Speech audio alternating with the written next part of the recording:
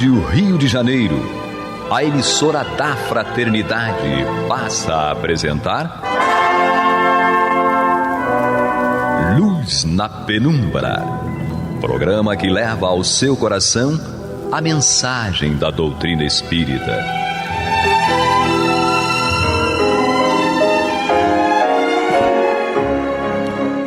E com vocês, André Afonso Monteiro, para o estudo do livro A Gênese, da obra codificada por Allan Kardec. Olá, amigo ouvinte da Rádio Rio de Janeiro, a emissora da Fraternidade, a rádio que toda a família pode ouvir, programa Luz na Penumbra com o estudo da obra A Gênese. E hoje, amigos ouvintes e internautas, nós daremos continuidade ao item 9 do capítulo 13 da obra A Gênese, Características dos Milagres. Diz Allan Kardec: os fenômenos espíritas consistem nas diversas manifestações da alma ou espírito, seja durante a encarnação, seja no estado de erraticidade. É através dessas manifestações que a alma revela sua existência, sua sobrevivência e sua individualidade. Podemos julgá-la pelos seus efeitos, sendo a causa natural, o efeito também o é. São esses efeitos que constituem o objeto especial das pesquisas e do estudo do Espiritismo, a fim de chegar ao conhecimento tão completo quanto possível da natureza e dos atributos da alma e, assim como das leis que regem o princípio espiritual. Para aqueles que negam a existência do princípio espiritual independente e, por consequência, negam a existência da alma individual e sobrevivente, toda a natureza está na matéria tangível aos seus olhos. Todos os fenômenos que dizem respeito à espiritualidade são sobrenaturais e, portanto, quiméricos. Não admitindo a causa, eles não podem admitir o efeito. E quando os efeitos são patentes, eles o atribuem à imaginação, à ilusão, à alucinação e se recusam a aprofundar-se neles. Daí possuírem uma opinião preconcebida que os torna incapazes de avaliar judiciosamente o espiritismo, porque partem do princípio da negação de tudo o que não seja material. Então aqui, amigos ouvintes, na verdade, Allan Kardec, ele traça uma crítica para os materialistas que negam qualquer fenômeno espírita e que, quando não conseguem essa justificativa do ponto de vista científico, eles acabam classificando esse fenômeno como algo sobrenatural, como algo que seja a ilusão ou a alucinação, como ele diz aqui, né? Quando eles não admitem a causa, se eles não admitem a causa espiritual, eles não podem admitir o efeito, então eles negam aquele evento. E quando o evento, os efeitos são patentes, por exemplo, os das mesas girantes, eles atribuem isso à imaginação, à ilusão ou à alucinação e se recusam, afirma Kardec, a aprofundar-se nesses estudos. E isso também, amigos ouvintes, trazendo para o nosso dia a dia, para a nossa observação, é toda vez que a gente sabe dessa interação para nós espíritas, essa relação do mundo material com o mundo espiritual, isso para nós já é uma certeza muito grande. E muitas vezes, quando nós temos um problema, a gente tem que fazer também cuidar do nosso espírito, além de cuidar do nosso corpo, ver como está o nosso comportamento e até que ponto aquela causa não é algo que está relacionado a uma dificuldade não mais material, mas uma dificuldade espiritual sobre nós. Ou seja, um tratamento de doença, uma dificuldade pela qual nós estejamos passando. Nós conversamos no outro programa informando que nem sempre tudo aquilo que acontece com nós há uma influenciação, há uma interferência espiritual, que muitas vezes é algo que é anímico. Então a gente tem que saber separar o que é um efeito, um fenômeno que é anímico, ou seja, que é produzido por ação da nossa própria alma, do nosso próprio espírito, ou é algo que tem a ver com uma interferência espiritual, com uma relação mediúnica. Então, a partir do momento que você não acredita no mundo espiritual, que você é uma pessoa materialista, você não vai conseguir chegar a essas conclusões. Você vai entender que se aquilo está acontecendo, ou é uma alucinação, ou é algo da imaginação daquelas pessoas. Mas a partir do momento que você faz um estudo, que você tem esse conhecimento dessa relação do mundo espiritual com o mundo material, você também não só observa mais as questões materiais, os efeitos materiais daquilo, mas também você passa a estudar e a entender as causas, a ação dos espíritos e do mundo espiritual naquela ação. Então, e isso não quer dizer que isso tenha... o espiritismo, ele é uma religião, mas ele não é só uma religião. Ele é ciência e ele é filosofia. Então, por isso que os centros espíritas também fazem esse tipo de estudo, essa parte científica, e nos dão a conhecer desses fatos, e é o que Kardec coloca aqui, que o espiritismo ele vem realmente desvendar, ele vem nos esclarecer em relação a isso, para que a gente possa entender as consequências da ação do mundo espiritual sobre nós. Da mesma forma também como as nossas práticas, de alguma maneira, vão influenciar no âmbito espiritual que está ao nosso redor. E ele continua aqui no item 11, do fato de o espiritismo admitir os efeitos que são a consequência da existência da alma, não se conclui que ele aceite todos os efeitos classificados como maravilhosos e que se propõe a justificá-los e a dar-lhes créditos, fazendo-se o campeão de todos os devaneios, de todas as utopias, de todas as excentricidades sistemáticas e de todas as lendas miraculosas. Seria preciso conhecer muito pouco o espiritismo para pensar assim. Os seus adversários creem que lhe opõem um argumento sem réplicas, quando, após terem feito eruditas pesquisas sobre os convulsionários de Saint-Métard, sobre os camisardos de Sévenès, ou sobre os religiosos de Londum, chegaram a descobrir embustes que ninguém contesta. Mas essas histórias serão o evangelho do espiritismo? Seus adeptos negaram que o charlatanismo tenha explorado alguns fatos em proveito próprio, que a imaginação os tenha criado, que o fanatismo os tenha exagerado? O espiritismo é tão solidário como as extravagâncias que se possam cometer em seu nome, como a ciência o é com os abusos da ignorância e a verdadeira religião com os excessos do fanatismo. Muitos críticos julgam o espiritismo pelos contos de fadas e pelas lendas populares que deles são as ficções. Seria como julgar a história pelos romances históricos ou pelas tragédias.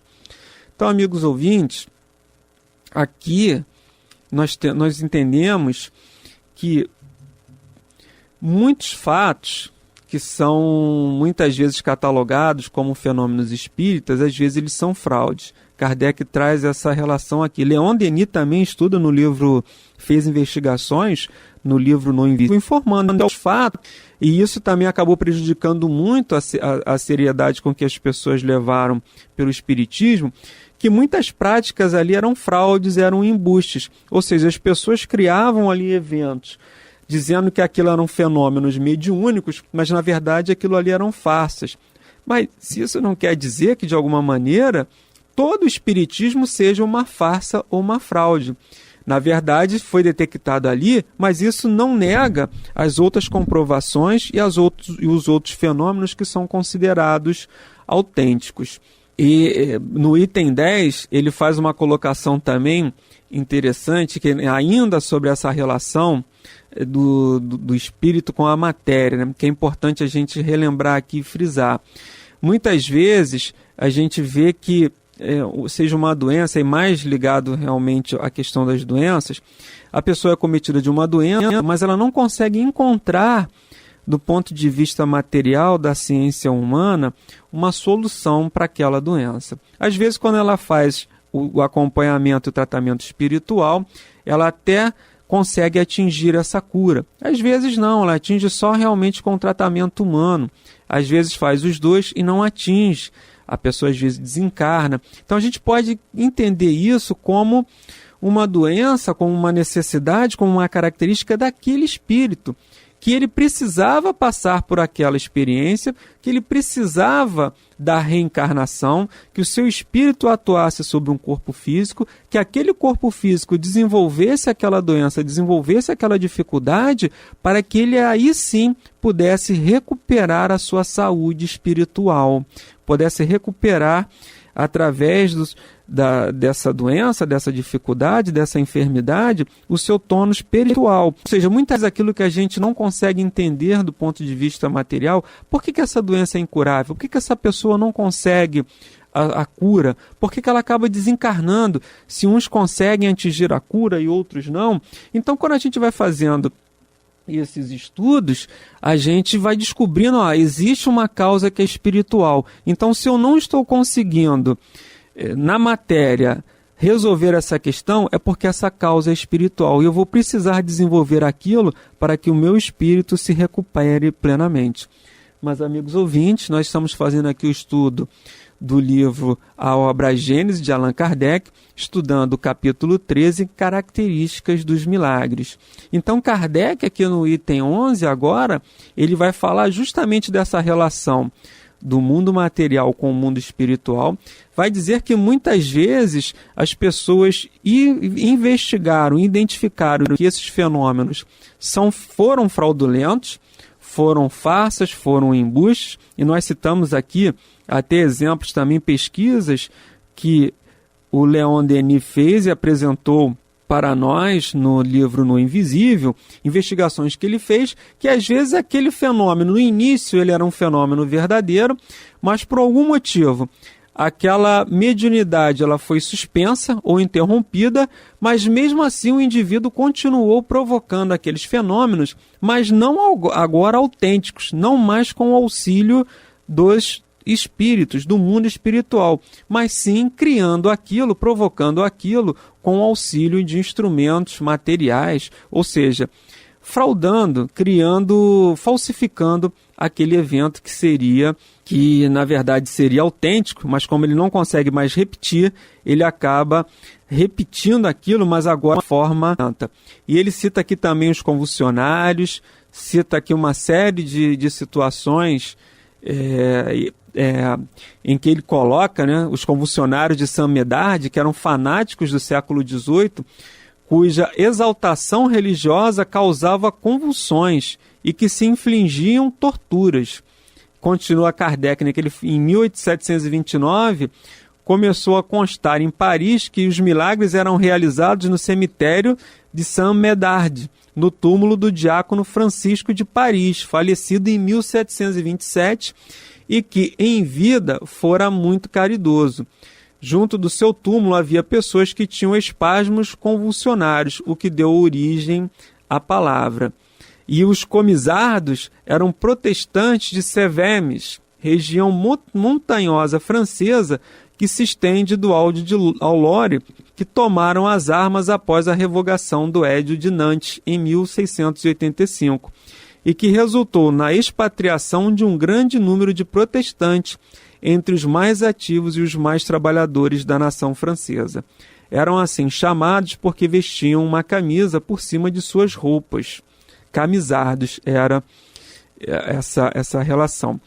Com isso, então Kardec está falando aqui do fanatismo, de pessoas que acabam criando até uma certa situação. Ele citou esses convulsionários aqui, e às vezes a gente vê isso em algumas doutrinas também, e ele citou até o próprio Espiritismo. Não só questiona a integridade desses fenômenos em relação às outras religiões, mas também em relação ao próprio Espiritismo, que alguns fatos mediúnicos, na verdade, não eram autênticos e eram, sim, uma fraude.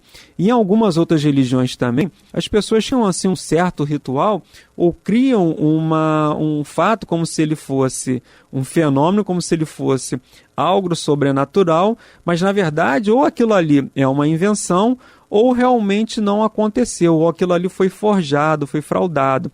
Então, Kardec ele nos chama a atenção para relação a isso, para que a gente não se deixe à mercê dessas situações.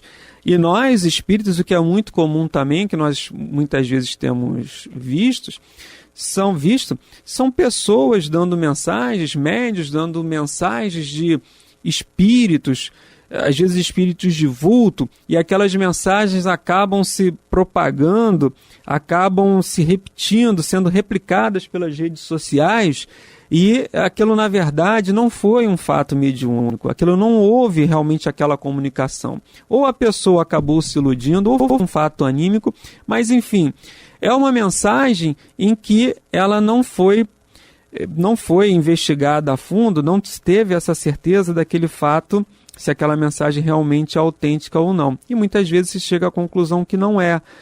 Até quando se faz a comparação com aquele espírito e vê que, na verdade, não se trata daquela pessoa que está ali dando a mensagem. Um companheiro uma vez relatou em que ele foi chamado para ir a um centro espírita, e naquele centro espírita ali havia um espírito, um médium, que dizia estar dando mensagens de Dr. Bezerra de Menezes.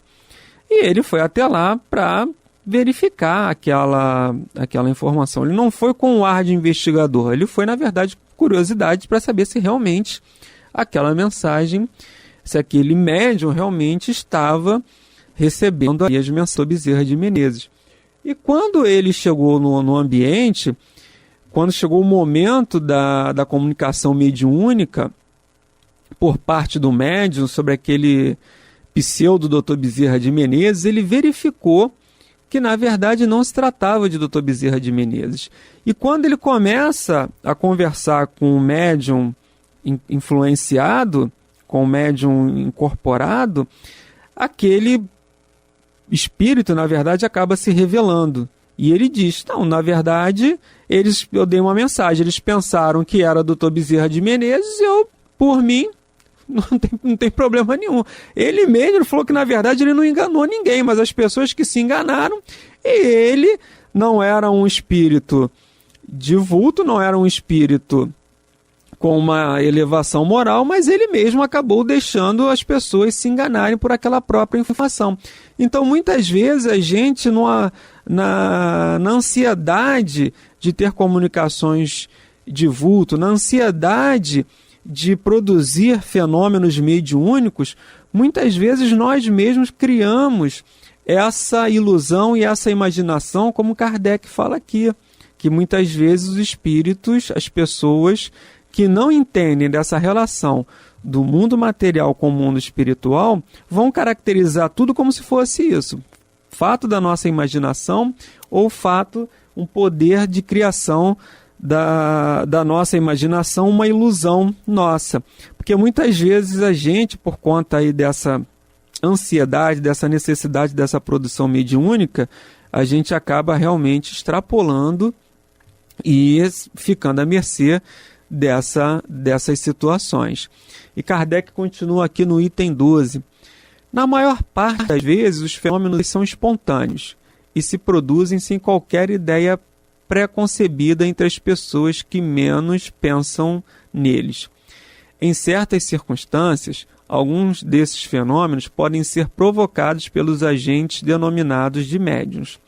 No primeiro caso, o médium não tem consciência do que acontece por seu intermédio.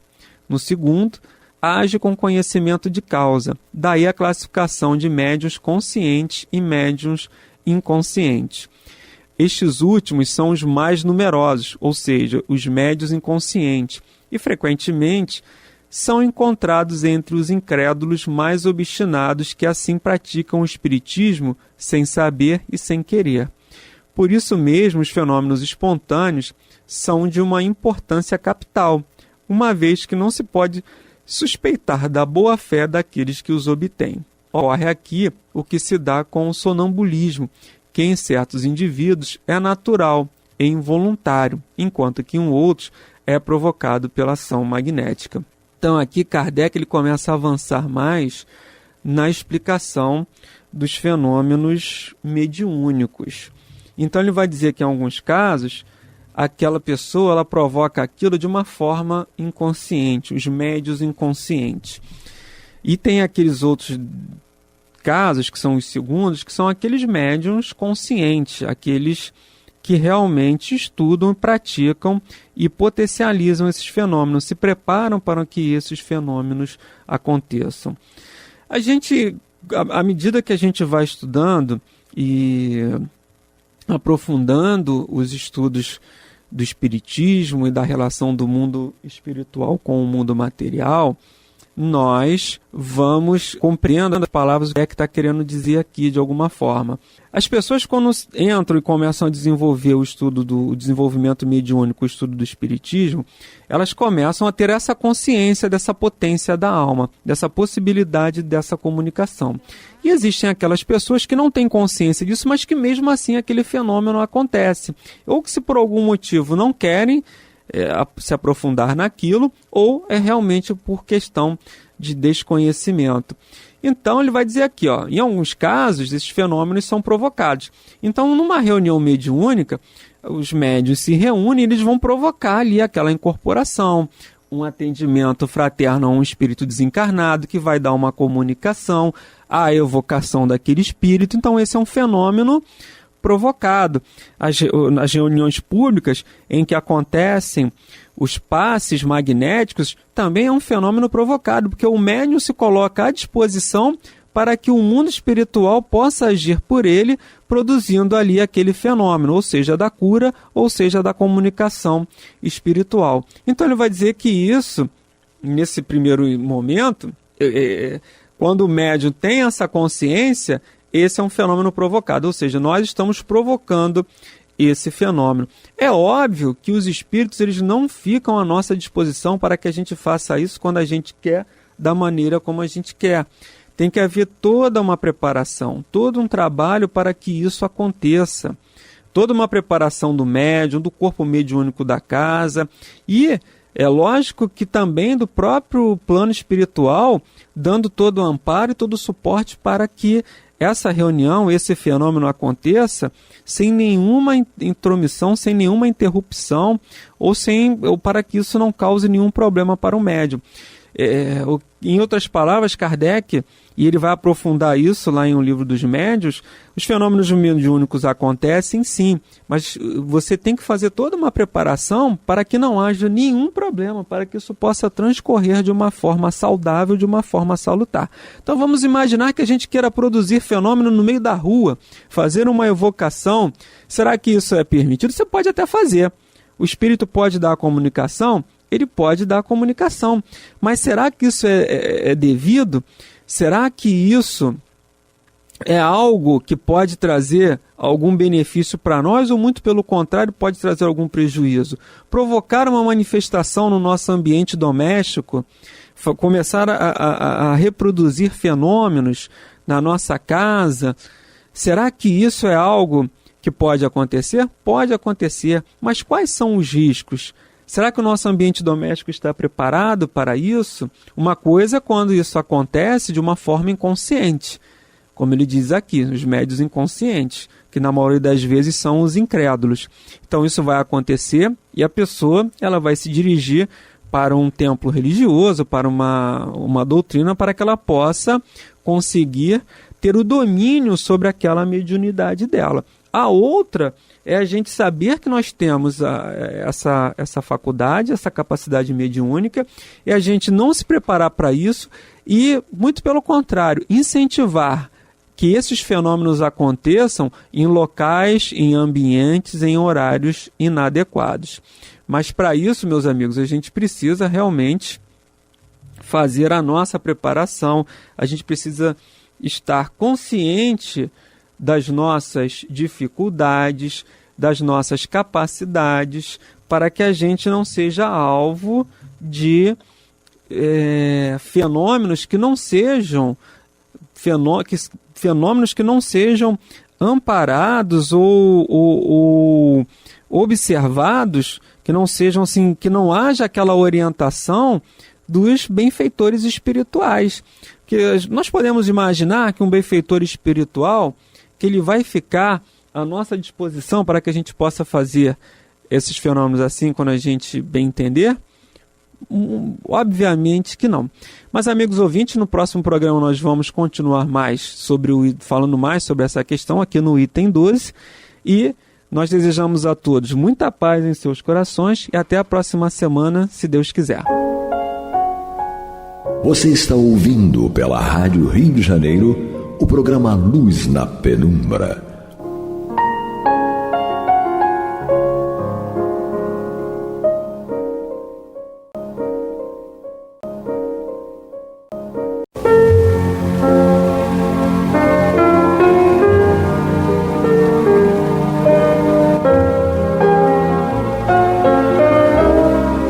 Rádio Rio de Janeiro está levando ao seu lar e ao seu coração a mensagem consoladora da doutrina espírita, através do programa Luz na Penumbra.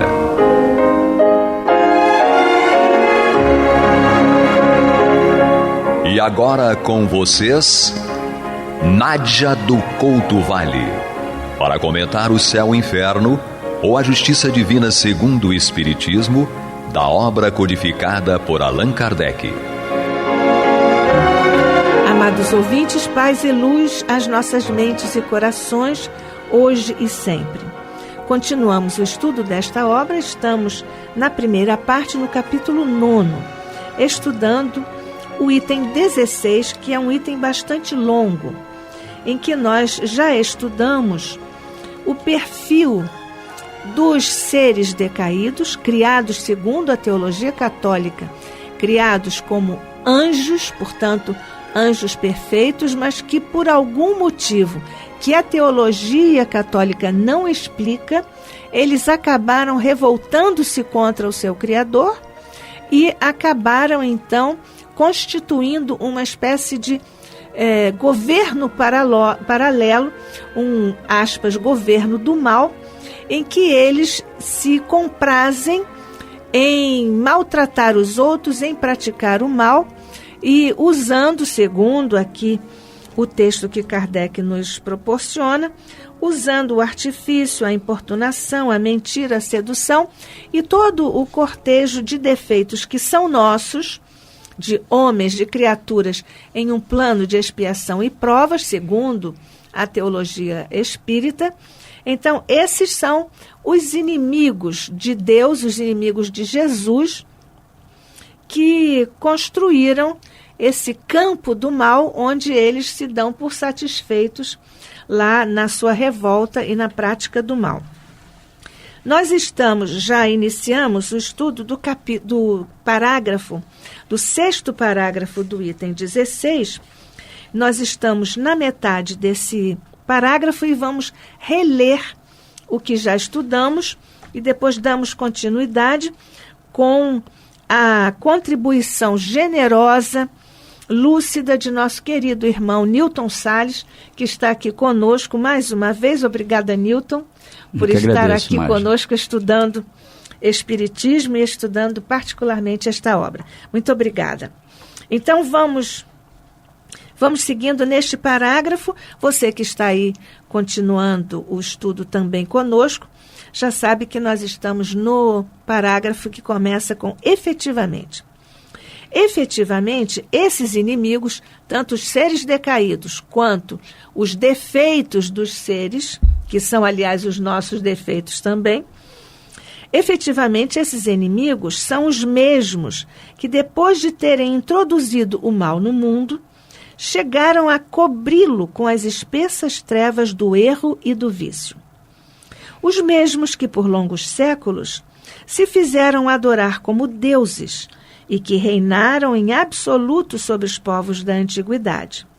Os mesmos, enfim, que ainda hoje exercem tirânica influência nas regiões idólatras, fomentando a desordem e o escândalo até ao seio das sociedades cristãs. Aqui é interessante que eles admitem que, apesar de as sociedades serem cristãs, elas são vulneráveis ao trabalho do mal. É verdade. O que, de uma forma, ainda é uma espécie de lapso nesse raciocínio teológico. E vamos seguindo para nosso Newton continuar. Para compreender todos os recursos de que dispõe ao serviço da malvadez, basta notar que nada perderam das prodigiosas faculdades que são o apanágio da natureza angélica. Certo, o futuro e, sobretudo, a ordem natural têm mistérios que Deus se reservou e que eles não podem penetrar. Mas a sua inteligência é bem superior à nossa, porque percebem, de um jacto, os efeitos nas causas e vice-versa. Essa percepção permite-lhes predizer acontecimentos futuros que escapam à nossa conjectura. A distância e variedade dos lugares desaparecem ante a sua agilidade. Mais prontos que o raio, mais rápidos que o pensamento, acham-se quase instantaneamente sob diversos pontos do globo e podem descrever à distância os acontecimentos na mesma hora em que ocorrem. Podemos fazer uma pausa aqui, vamos, né? Lá, vamos. Nossa, tem muito conteúdo aqui para nós refletirmos, né?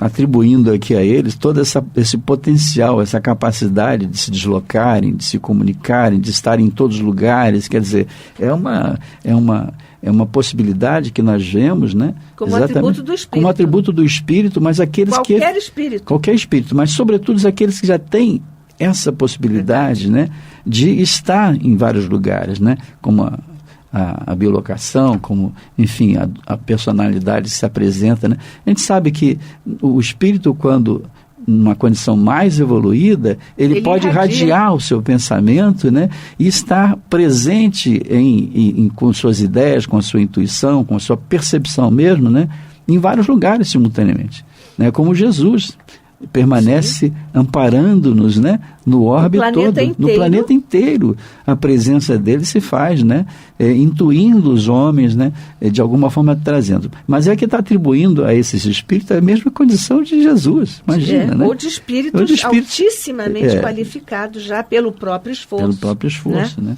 Agora, que interessante, Newton, esses espíritos decaídos, seres decaídos antes seriam angelicais, segundo esta linha teológica, mas eles, apesar de estarem curtidos na maldade, eles nada perderam, isso aqui está destacado, nada perderam das prodigiosas faculdades que são o apanágio da natureza angélica. Está destacado aqui, inclusive, isso, né? Exatamente. Porque fala-nos exatamente dessa... contraria completamente, né, aquilo que nós imaginamos que seja a bondade de Deus, né? Como pode um espírito com todo o potencial, com todas as possibilidades, estando com todos esses recursos, né, potencialmente, estar a favor do mal? Né? É claro que nós sabemos que muitos de nós, criaturas humanas, tivemos experiências na Terra, e nós temos esse exemplo no livro Libertação, de né? André Luiz, pela psicografia do nosso querido Chico Xavier. Que nos fala exatamente, né, daquele personagem central, Gregório, né, o Gregório, em que dirigia lá nas regiões umbralinas, né, uma atividade de julgamento, né, de controle de todas aquelas almas que estavam decaídas, né, que estavam sofrendo, né, lá nos umbrais, né? E havia ali como que uma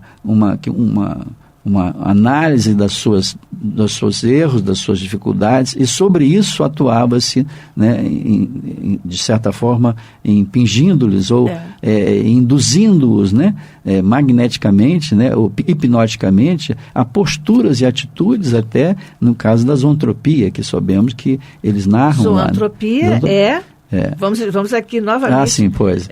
Recolocar o conceito. Zoantropia é a capacidade, né, que o espírito se permite, pela sua plasticidade perispiritual, de se induzir à condição, na condição de animal. De animal.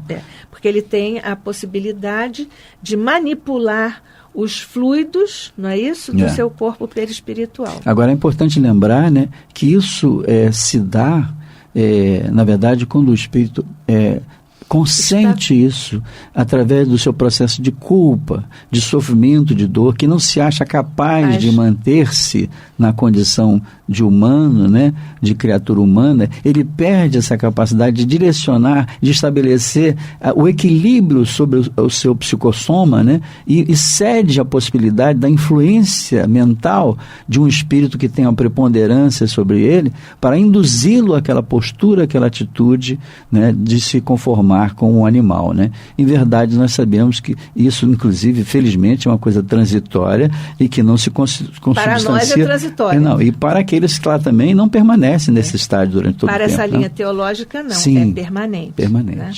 E você falando aí da organização do mal, porque os espíritos que têm essa faculdade, eles caem, digamos assim, no mal. Eles não perdem aquilo que é patrimônio do espírito do ponto de vista intelectual, do conhecimento, e usam isso para a prática do mal. Na obra de nosso querido mentor André Luiz, nós temos lá aquele grupo, os dragões, né? Que são espíritos com conquistas intelectuais muito expressivas, mas que ainda estão encharcados no mal. Né? Agora, aqui ainda é uma questão muito interessante, que é o uso da palavra natureza. Como a doutrina espírita é uma filosofia, o próprio codificador querido querido Allan Kardec, o nosso codificador já classificou a doutrina espírita como uma filosofia espiritualista, está lá no frontispício do Livro dos Espíritos. O Espiritismo é primeiro uma filosofia, depois é que ele é ciência e tem consequências religiosas. Por que ele não é uma ciência em primeiro lugar? Porque a ciência muda. E as questões da filosofia são as mesmas que o homem continua trazendo dentro de si mesmo para investigar e se descobrir. Quem sou, para onde vou, de onde vim, e subsequentemente estas perguntas básicas que toda a linha teológica pretende responder, e a doutrina espírita respondeu cabalmente, mais profunda e extensivamente do que qualquer outra doutrina. É uma revelação à doutrina espírita. Portanto, quando nós dizemos aqui que as prodigiosas faculdades que são apanágio da natureza angélica, o uso da palavra natureza angélica aqui implica em que isto é imanente. O espírito não pode perder isso. Se ele decaiu, então ele perdeu. Então a sua natureza não era angélica. E não sendo angélica, ele não foi criado perfeito. Você veja que há uma série de armadilhas filosóficas nesse discurso dessa linha teológica. Até para, de alguma forma, né, fazer com que as pessoas que professam esse culto, né, se sintam incapazes ou até que já conquistado alguma posição moral, se vejam na permanente possibilidade de fracassarem e se tornarem assim, né, aqueles que vão infelicitar os outros, né, que vão trazer. Então, quer dizer, essa natureza angélica, inclusive, contraria, né, o princípio da lei de progresso, né? Exatamente. Quer dizer, se progrediram até essa condição de angelitude, como cair, né? Aqui essa conquista ela não pode ser derrogada, não pode ser retrogradar, né? Não pode se perder, né? Isso, só que como a conquista intelectual que você lembrou, né? Essa não se perde, o espírito leva consigo também os seus predicados morais, toda a sua evolução moral passa a ser também um atributo de cada um na sua conquista. Né? Mas veja só, como você disse, é uma conquista do espírito, né? Pela teologia espírita. Mas aqui, pela teologia católica, isso aqui, ele foi criado perfeito. Para nós espíritas, o espírito não é criado perfeito. Ele é criado simples e ignorante, né? Para fazer suas conquistas no processo evolutivo. Isso entendido do ponto de vista da simplicidade e da ignorância, aquilo que ele ainda não sabe. Não sabe. E vamos continuando, não é, Newton? As leis pelas quais Deus rege o universo não lhes são acessíveis, razão porque não podem derrogá-las, e, por conseguinte, predizer ou operar verdadeiros milagres. Possuem, no entanto, a arte de imitar e falsificar, dentro de certos limites, as divinas obras, sabendo quais os fenômenos resultantes da combinação dos elementos. Predizem com maior ou menor êxito os que sobrevêm naturalmente, assim como os que por si mesmos podem produzir. Daí os numerosos oráculos, os extraordinários vaticínios que sagrados e profanos livros recolheram, baseando e acoroçoando tantas e tantas superstições. Sim. Nossa, isso aqui vem, de certa forma, falar a respeito de toda a manifestação do conhecimento humano, né, sobre essas questões da relação entre os dois planos da vida, né? A gente percebe que está aqui, de alguma forma, traduzido aqui, né, a proposta da criatura humana no sentido de querer despertar a consciência. E isso foi visto por essa teologia como uma afronta, né, como um profano, né, profanando, né, aquelas leituras, aquelas posturas, aqueles dogmas, né? Quer dizer, considerando que esses espíritos, né, tinham essa possibilidade, né, eles estavam, de certa forma, querendo derrogar, né, as leis de Deus, né? E por mas isso não então, podem, não podem. Apesar, eles têm aquelas prodigiosas faculdades que foram referidas anteriormente, mas por causa disso, eles conseguem operar verdadeiros milagres, não milagres, mas fazer algumas operações no trato dos fluidos, como nós sabemos que é possível. E também porque, aí você já disse, eles não podem derrogar as leis de Deus, porque para eles deve ser um martírio, né? Porque eles se julgam também uma espécie de Deus do mal, né? Então, a arte, mas e aí eles têm a arte de imitar e falsificar dentro de certos limites, as obras divinas. As obras divinas. Quando nós lemos isto aqui, nós lembramos de Jesus, os falsos profetas, não é?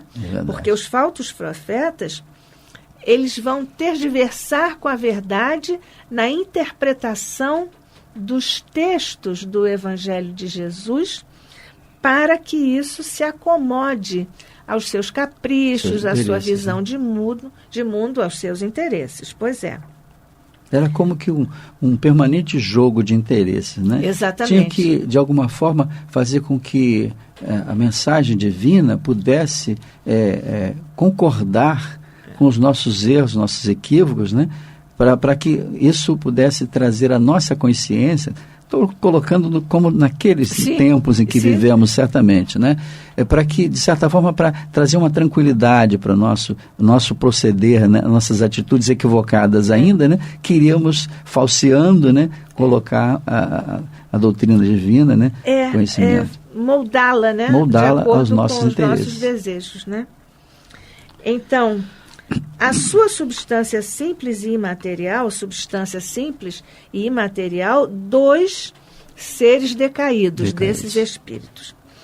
Subtrai-os às nossas vistas.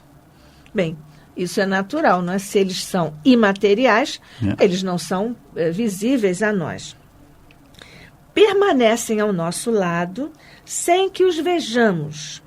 Interessam-nos a alma sem que nos firam o ouvido. Eles nos atingem na nossa instância espiritual, e às vezes nos falam, não é isso?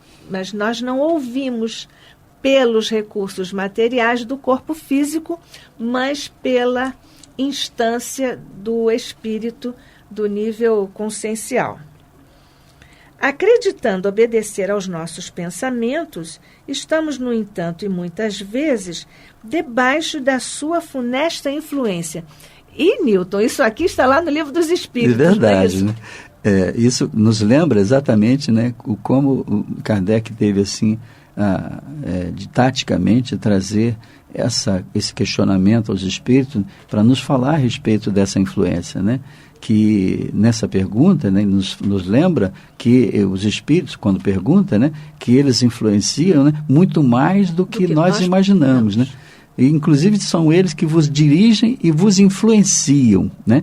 Basta saber a quem nós estamos nos ligando, né? Quer dizer, eles aqui contextualizam uma questão que é muito interessante, né? Que nós observamos isso e Kardec já faz essa pergunta para exatamente esclarecer esse aspecto aqui, né? Que isso não é uma digamos assim, uma entidade angélica com todo o poder, decaída, que tem essa possibilidade, mas sim essa multidão de testemunhas. Todos os seres espirituais, somos nós todos. Exato. Nós podemos influenciar. Tanto que, às vezes, um de nós está em um lugar e um afeto nosso está em outro, e nós temos a mesma ideia ao mesmo tempo, ou recebemos uma, aspas, comunicação, não é? Uma ideia dessa nossa... Sabe que eu me lembrei agora, Nádia, da nossa antena psíquica, né? Isso. Que é muito interessante a gente observar, né? Porque através da mediunidade nós sabemos que essa antena psíquica, né, que é a glândula pineal, ela nos faz cada vez mais, né, estarmos em contato. Quanto mais estivermos sensíveis, né, às vibrações e receptivos, nós estaremos em perfeita ligação com toda essa onda, essa energia mental. Nós observamos isso em nossas reuniões mediúnicas. Exatamente. Né? Quando formamos aquela egrégora, aquela vibração, aquela corrente vibratória, né, muitas vezes quando nós pensamos em entoar um hino, né, todos já estão pensando naquilo. Às vezes também na hora do passe, quando o dirigente diz vamos cantar um hino, nós já sabemos qual é o hino que ele vai pedir. Por isso nós vemos como é importante nós estarmos despertos para esse potencial que todos nós temos, né? Que é uma outorga divina. Que é uma outorga divina, que inclusive, né, cada vez mais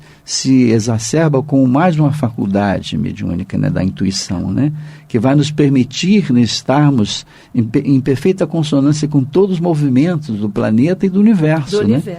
Porque somos criaturas angélicas, né? Somos criaturas, somos seres criados para o universo. Dia, né? Seremos anjos um dia, porque nós temos o potencial. Para nos seduzirem com mais segurança, costumam servir-se de sugestões e engodos conformes com as nossas inclinações. Aqui, como você disse, que essa é uma faculdade neutra, porque Deus nos dá isso e de acordo com a nossa vontade, o nosso nível evolutivo, nós usamos para um lado ou para o outro.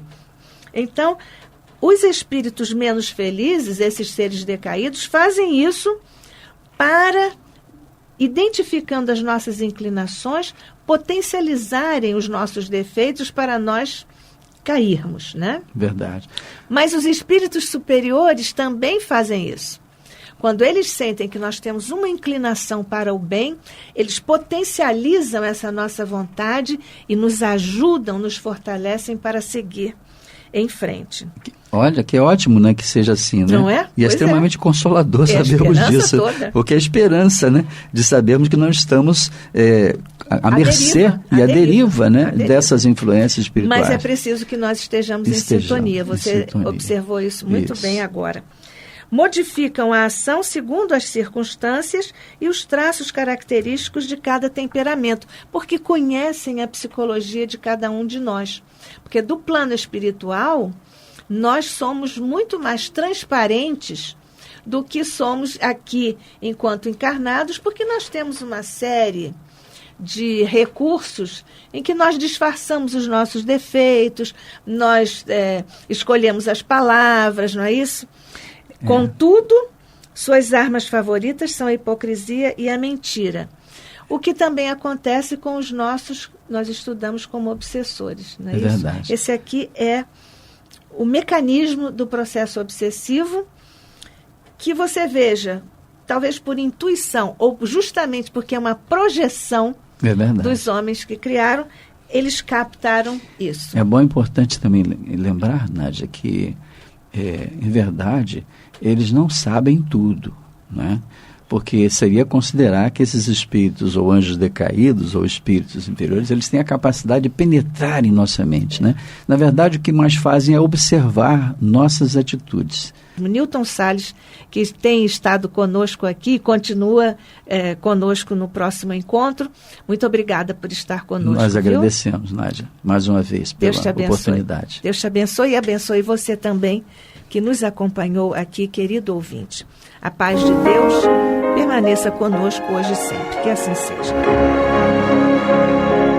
E vamos ouvir agora a prece de encerramento de nosso programa, na voz de Geraldo de Aquino. Jesus, dá-nos coragem para a luta, piedade para os insultos e misericórdia para as injustiças e ingratidões. Limpa nossa alma de inveja e ambições mesquinhas, de ódio e de vingança o nosso caminho. E que dentro em pouco, ao recolher-nos de novo ao calor do nosso leito, para que o sono nos dê a paz e o esquecimento das tristezas humanas, possamos sentir, Senhor, no mais íntimo de nosso ser, a doçura indefinível do Teu amor e a grandeza incomparável da Tua divina presença. Que assim seja.